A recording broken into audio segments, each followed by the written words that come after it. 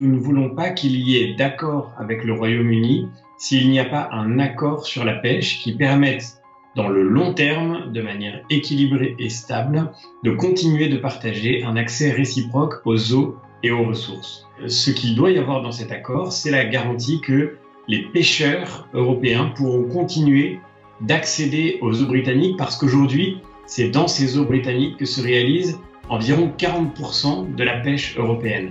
Et donc, si nous ne pouvions plus accéder à ces eaux et à ces ressources, ce serait évidemment une perte considérable pour les pêcheurs européens. Cela étant dit, les Britanniques, eux, exportent une très grande partie de leurs produits vers le marché européen. Et donc, nous sommes dans un moment où nous pourrions mutuellement nous faire beaucoup de tort et causer beaucoup de dégâts sur le plan social et économique. Il faut, et c'est l'esprit dans lequel nous voulons travailler, qu'avec nos partenaires britanniques, nous puissions trouver un accord qui permette de garantir au contraire la santé de nos filières de pêche, d'aquaculture et de distribution en Europe. Notre grand message, c'est que la pêche ne doit pas être un variable d'ajustement dans cette négociation. C'est un sujet majeur, c'est une compétence européenne, nous le savons tous, décisive.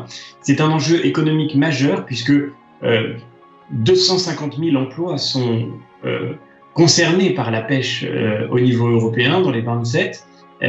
Et ces 250 000 emplois, sans compter les emplois indirects, sont aujourd'hui potentiellement touchés. C'est la vie de beaucoup de territoires.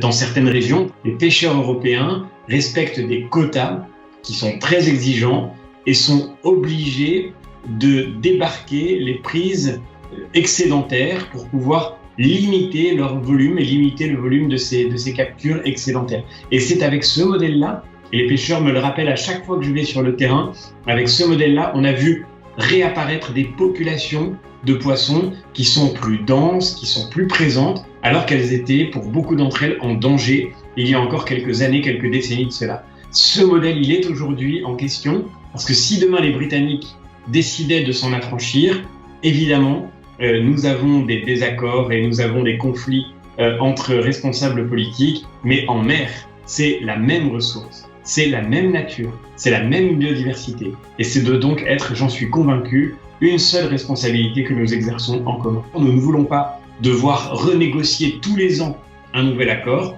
Les Britanniques expriment cette idée. Pour nous, elle serait dévastatrice parce que si nous voulons construire cette transparence, il faut de la lisibilité et c'est, je crois, absolument décisif.